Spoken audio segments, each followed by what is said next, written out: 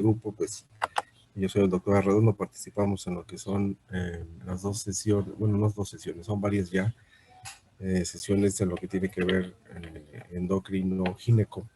Pues serían temas relacionados desde el punto de vista endocrinológico con lo que tiene que ver la ginecología, ¿no? Sobre todo padecimientos ginecológicos que ya más directamente abordarán ustedes cuando estén en el módulo de ginecobstetricia.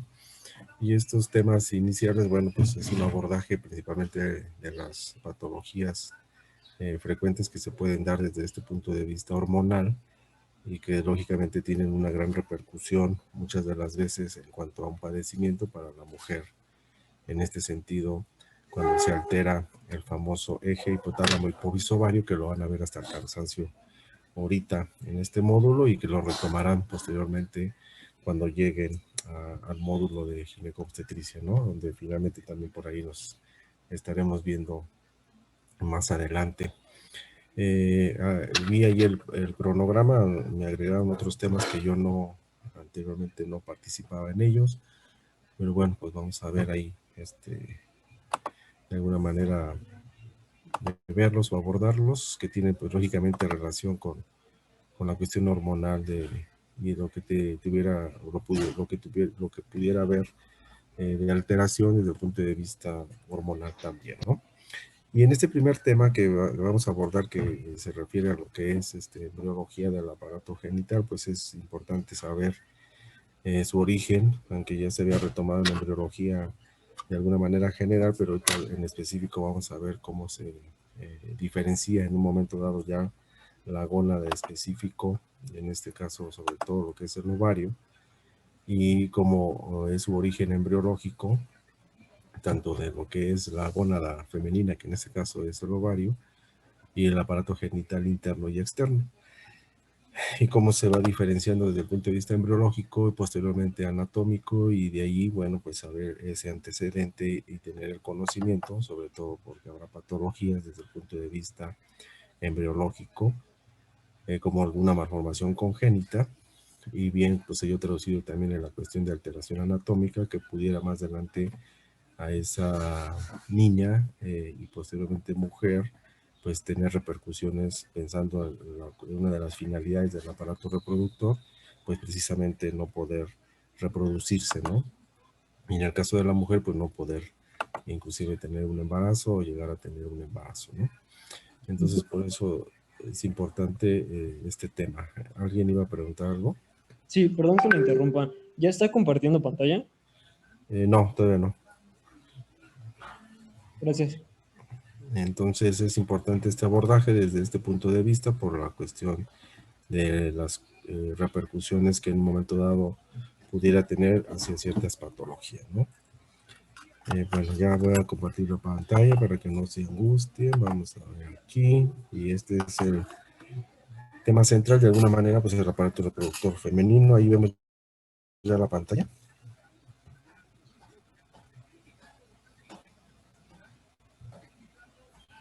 Sí, vemos. Está cargando.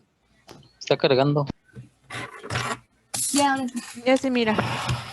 Ok, pues dentro del aparato genital femenino, pues es importante recordar que prácticamente ya, como ustedes saben, el sexo está definido desde el punto de vista genético en relación a la fecundación por la unión de los gametos, tanto masculino como femenino, y de lo que aquí se deriva en relación a esa fusión y a esa unión de los gametos.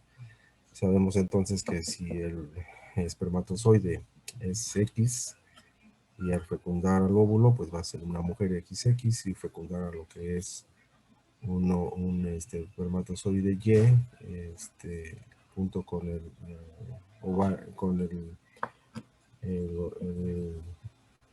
se fue el nombre, el óvulo X, pues, bueno, pues formará masculino, ¿no? En este caso para nosotros pues es importante tener en mente que desde el punto de vista genético ya está determinado en este caso pues el sexo femenino, ¿no?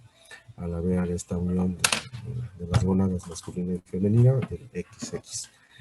Entonces, por lo tanto, la gónada, pues es importante ya en esta diferenciación que empieza, pues a tener ya un carácter más morfológico en cuanto a lo que va a ser determinado ya su morfología como tal en cuanto a lo masculino o femenino, sobre todo ya a partir de la 7ª semana, en un momento dado donde empezará a tener esa diferenciación ya en específico, ¿no?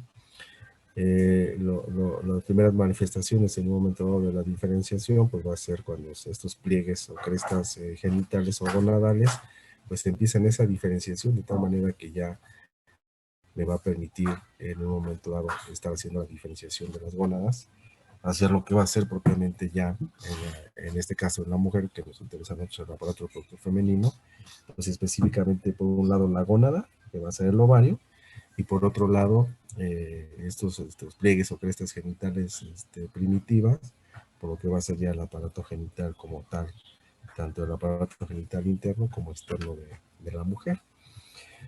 ¿Cómo se da esta diferenciación? ¿A partir de dónde se da la diferenciación? Pues se da a partir de la migración de estas células germinativas primordiales que invaden estos pliegues genitales y que de no llegar estas células germinativas que son consideradas pues, totipotenciales, pues no se va a desarrollar la gónada en específico.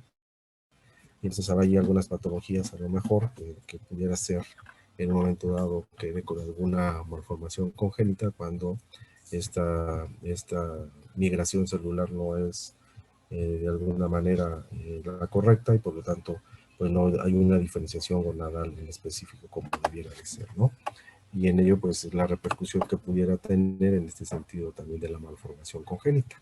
Entonces vean del saco vitelino cómo va derivando la migración de estas células que se consideran totipotenciales y ahí llegan hasta lo que es el intestino posterior. Aquí está lo que es el esbozo embrionario, si ustedes se acuerdan, y el intestino posterior que termina en este intestino rudimentario que es la cloaca, y ahí llegan específicamente todo lo que son estas células para ir formando y estimulando a lo que va a ser las famosas crestas gonadales. Y empiezan aquí a invadir el epitelio para empezar a hacer la diferenciación de la cresta gonadal y que sería uno de los primeros esbozos en cuanto a la diferenciación, donde se va a ir diferenciando ya como tal lo que sería la gónada y el aparato en específico reproductor femenino, ¿no? Básicamente hacia la 4ª semana el mesodermo, sobre todo el mesodermo intermedio, si ustedes se acuerdan las 3 capas germinativas embriológicas, ectodermo, mesodermo y endodermo. Bueno, pues el mesodermo, si ustedes se acuerdan, dijimos que se dividía en 3 porciones, ¿verdad? Una paraxial, la media y la más lateral. Aquí en este caso el mesodermo intermedio es el que participa principalmente en la diferenciación, va a formar esta estructura denominada lo que son las crestas gonadales. Entonces básicamente la cresta gonadal va a ser derivado de esta hoja germinativa que va a ser el mesodermo intermedio específicamente, ¿no? Y que va a dar origen entonces además no solamente de la cresta gonadal, sino también a las glándulas suprarrenales y a las gónadas en específico, y en este caso pues a la mujer, pues específicamente el ovario, ¿no? Hacia la 6ª semana aproximadamente de lo que es el desarrollo embrionario, estas células germinativas primordiales van invadiendo lo que son los crestos o pliegues genitales, como veíamos en la imagen previa inicial. Bueno, pues vamos a ver que esta invasión al migrar van a ir estimulando el epitelio y por lo tanto van a ir invadiéndolo para que vaya diferenciándose en estas crestas primitivas genitales o pliegues genitales. Y esto por ello es considerado entonces como inductora del desarrollo gonadal. Otra vez, si estas células no llegaran ahí e invadieran el epitelio para diferenciarlo, pues no se formarían estas crestas gonadales o pliegues genitales primitivos, de tal manera que no habría inducción para este desarrollo gonadal como tal, ¿no? Otra vez aquí, esquemáticamente lo que comento, pues hacia la migración celular para formar las crestas gonadales, y finalmente si no llegaran, bueno, pues no se diferenciaría en un momento dado la gónada y por lo tanto, pues allí habría un tipo de malformación en específico. Y por ello es, como dice el último renglón, pues son consideradas inductoras de lo que es el desarrollo gonadal importantemente para que se lleve este paso importante de la diferenciación, ¿no? Aunque genéticamente ya está determinado el sexo, como dijimos, ¿verdad? Bueno, pues finalmente la gónada también tiene que ver en esa participación en cuanto a la diferenciación de las crestas gonadales para saber hacia qué va a diferenciarse, si hacia un testículo o hacia un ovario. Y esto lo va a hacer a través de la información ya genética que trae en cuanto a estos genes responsables, siendo el gen responsable para el testículo el CRY o bien para los ovarios el WNT4. En el caso de nosotros, en cuestión de la mujer, pues lo que me interesa es que se llegue a diferenciar la gónada hacia lo que sería un ovario, ¿verdad? Y aquí es donde interviene entonces este gen del WNT4 a través de la expresión del DAX1, que a su vez, si se fijan, va a inhibir a lo que sería la expresión del SOX9 para que no siga a lo que sería la diferenciación hacia un testículo. Entonces aquí intencionadamente, una vez que se expresa este gen de AX1, pues inhibe a su vez el SOX9 para que ya no siga su paso a la diferenciación testicular. Aquí lo para, y por lo tanto aquí prosigue la diferenciación a través no solamente de la expresión del DAX1, sino de otros genes como el TAF o el 105, que a la par van a ir diferenciándose y expresándose para formar finalmente lo que sería la gónada femenina y en este caso el ovario, ¿no? Y aquí quedaría determinado ya desde este punto genético pues la diferenciación hacia lo que sería la gónada femenina, ¿no? Vean cómo entonces se formaron finalmente las crestas gonadales a través de la liberación celular de las células primordiales y de cómo se va formando la cresta gonadal.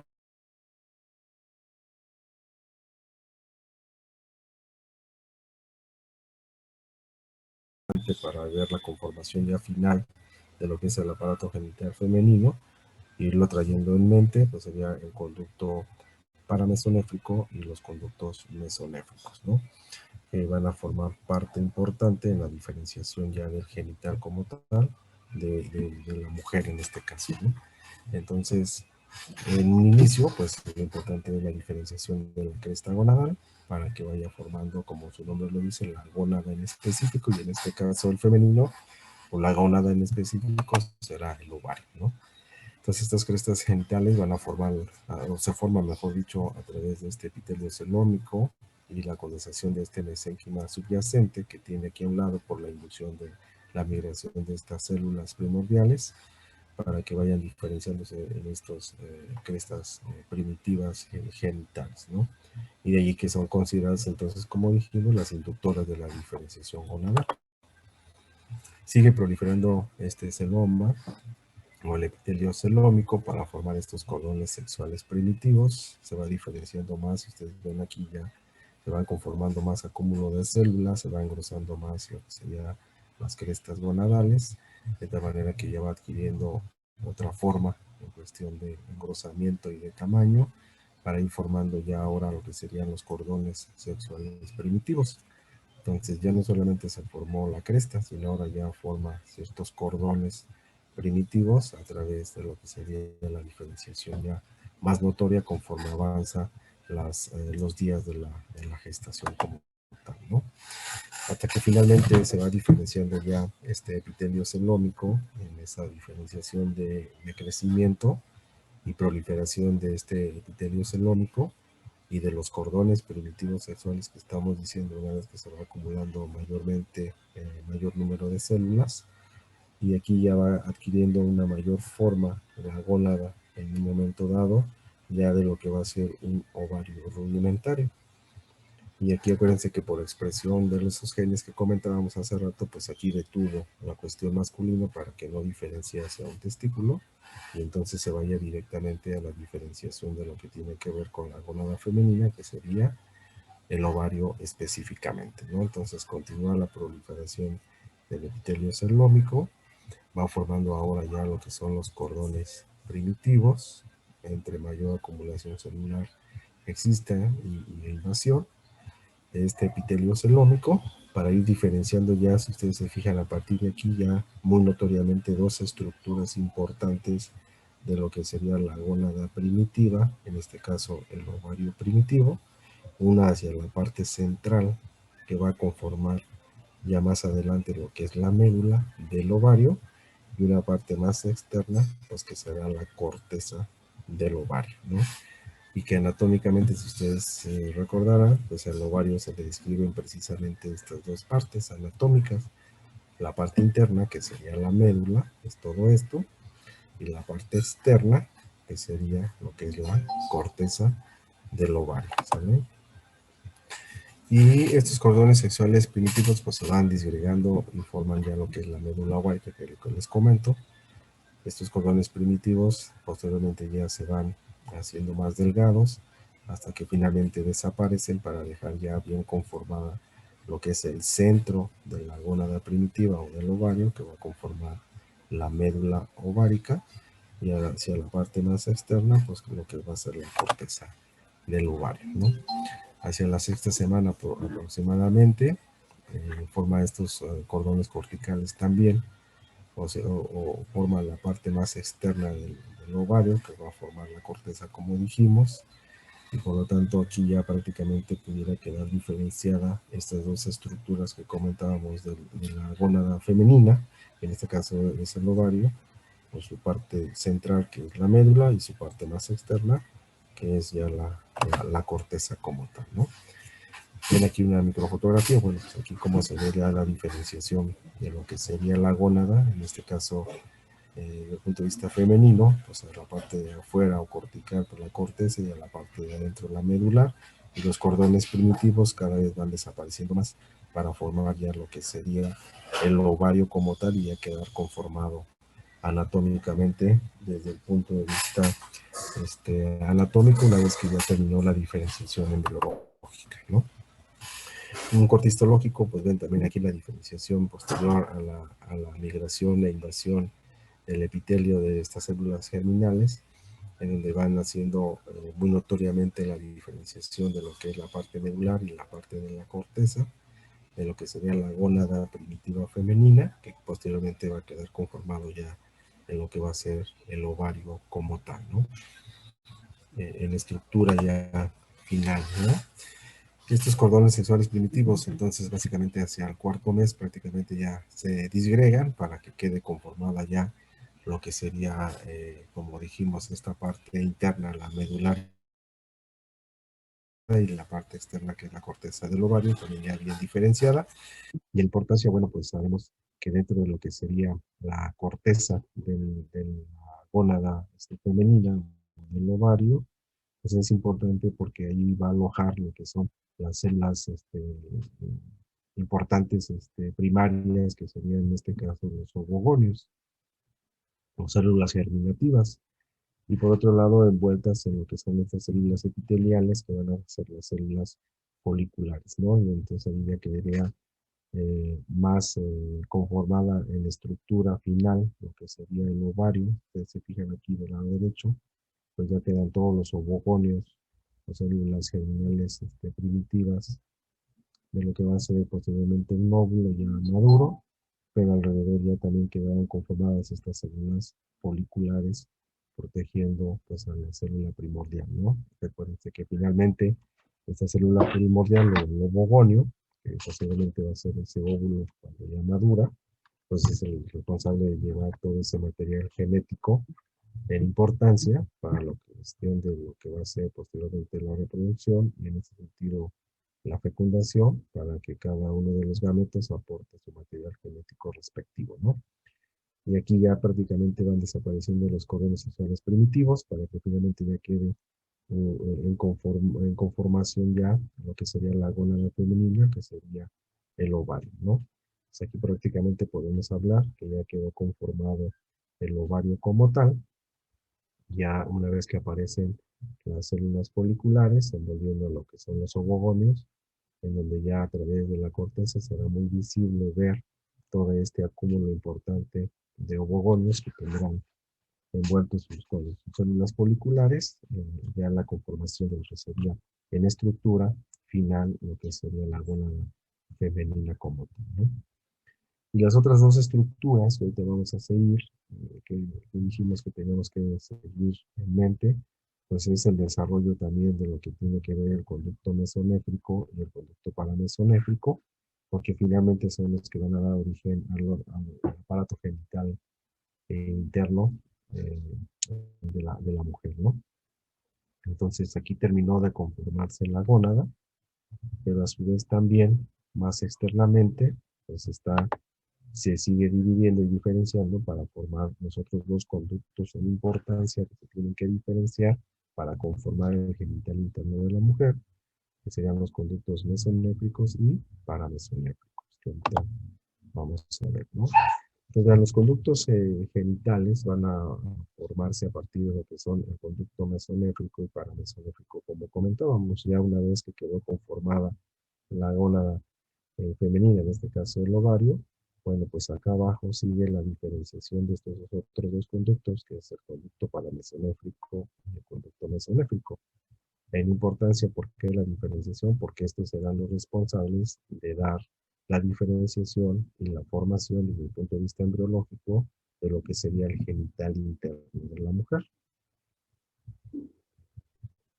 Entonces aquí ya quedó conformada la estructura del ovario. Vean aquí cómo ya quedó la gónada diferenciada.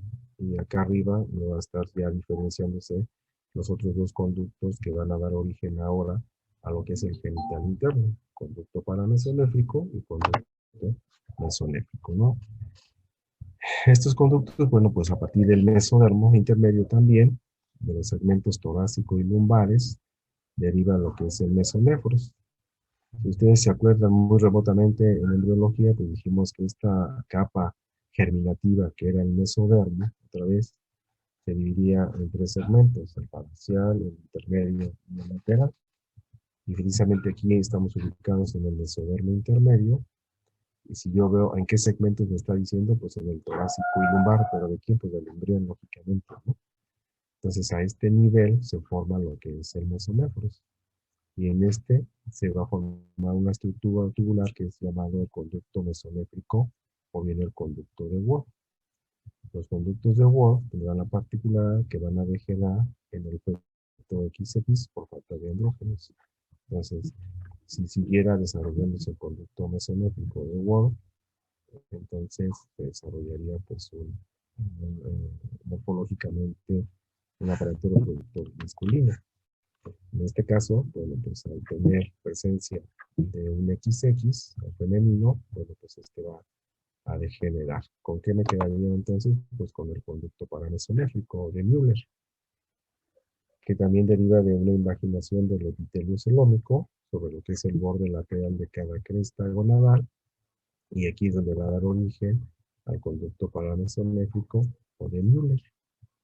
Ante la ausencia de la hormona antimülleriana, los conductos paramesonéfricos o de Müller continuarán su diferenciación y su crecimiento finalmente, que es donde se va a derivar lo que es el aparato genital femenino como tal, ¿no?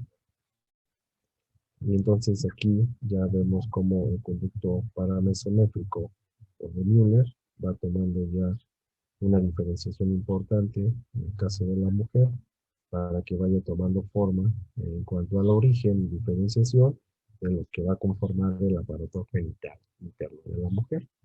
Y por lo tanto, aquí como se está diferenciando hacia un sexo femenino XX, pues el otro conducto mesonéfrico de Wolff tendrá que irse atrofiando o ya no desarrollándose precisamente para dar paso a la diferenciación y expresión de los conductos paramesonéfricos o de Müller, para que dé el origen del aparato genital interno femenino, ¿no?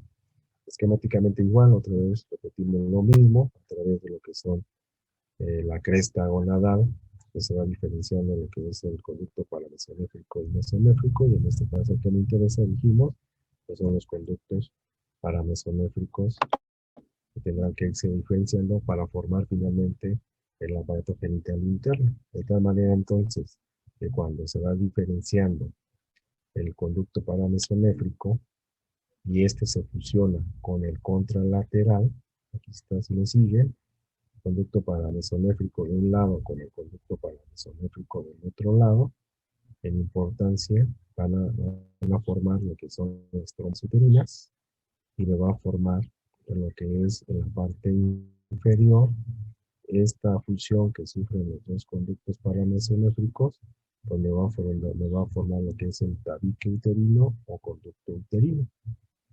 Ya por nombre, si ustedes se fijan, pues al fusionarse uno con otro y que me va a formar un conducto uterino o tabique uterino, pues una vez que siga desarrollándose, pues va a formar este famoso canal o cavidad para que finalmente en el progreso del desarrollo de esta fusión de ambos conductos paramesonéfricos, pues finalmente en la estructura me forme la estructura anatómica principal de la mujer, que va a ser el útero, ¿no? Entonces vean el útero y las trompas uterinas, el cuello uterino, derivan de la fusión y desarrollo y diferenciación de lo que son los conductos paramesonéfricos, ¿no? Para que lo tomen en cuenta. Y vemos aquí esquemáticamente cómo a través de la fusión de los conductos paramesonéfricos se va formando este tabique uterino, después forma la cavidad uterina, hasta que finalmente ya logra formar en estructura final lo que sería el útero como tal, ¿no? De tal manera que una vez que se fusionan estos conductos paramesonéfricos, pues da origen a lo que es el cuerpo uterino, como está aquí ya conformado, en la diferenciación, y más hacia abajo, o tercio inferior, por lo que sería el cuello uterino. ¿Sale? Y la fusión de los pliegues urogenitales van a formar lo que son los ligamentos anchos en estructura anatómica, ¿no?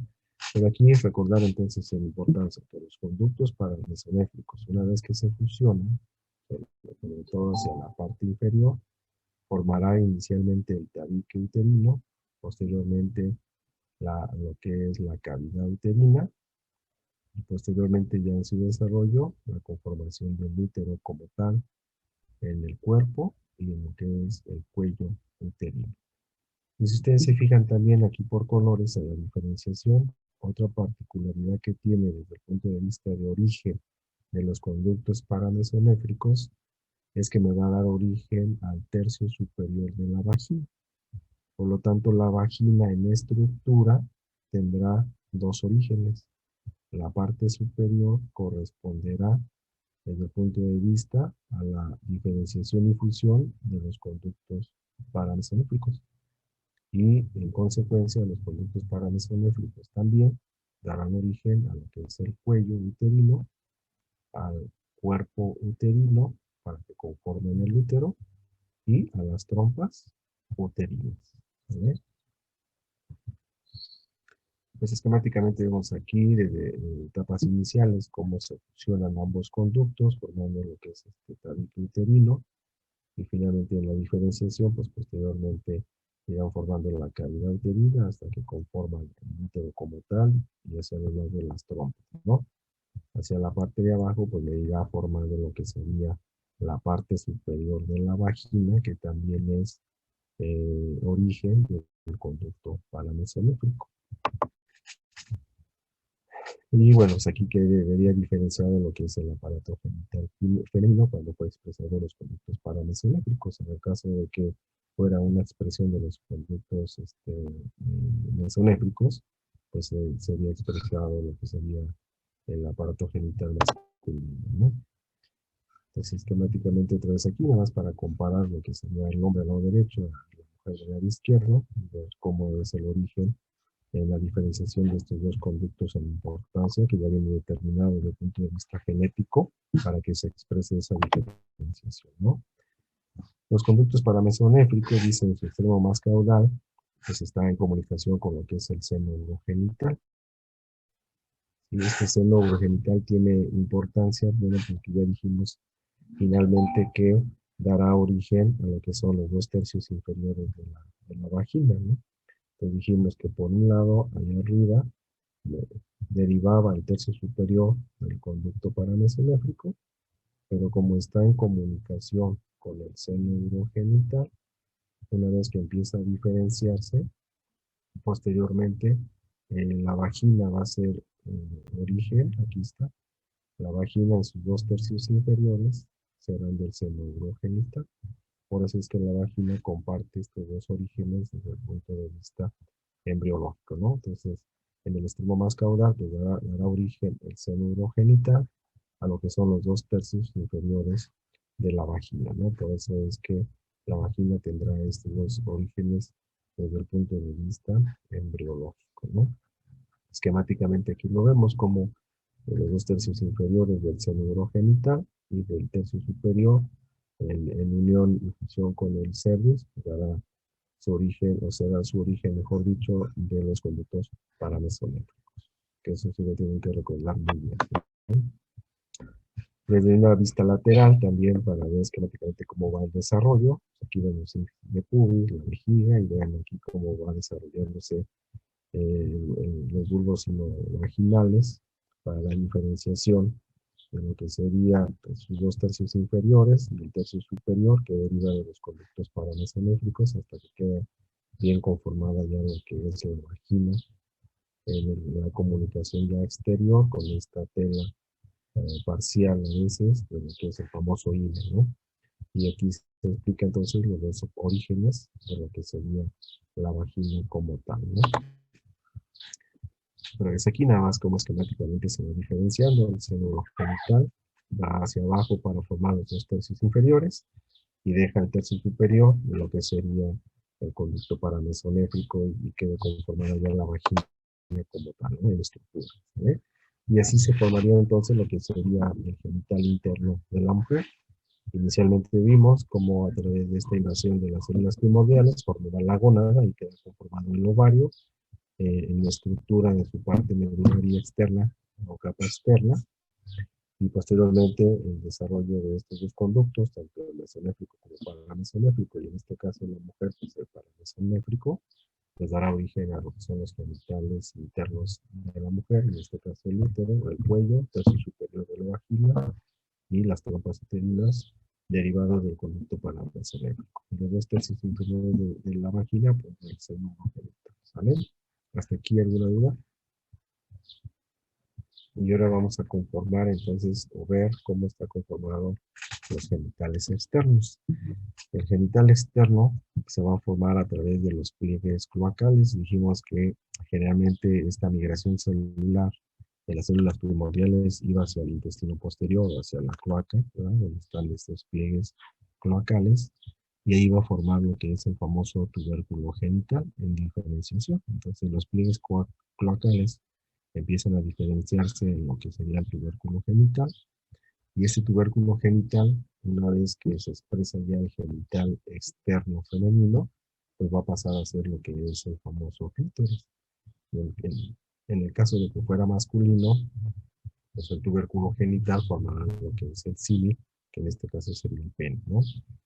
Y hacia la parte más inferior tenemos los pliegues uretrales, que en importancia, en cuanto a la diferenciación morfológica, pues van a formar lo que serían los labios menores, y hacia la parte más externa, las eminencias genitales formarán lo que serían los labios mayores.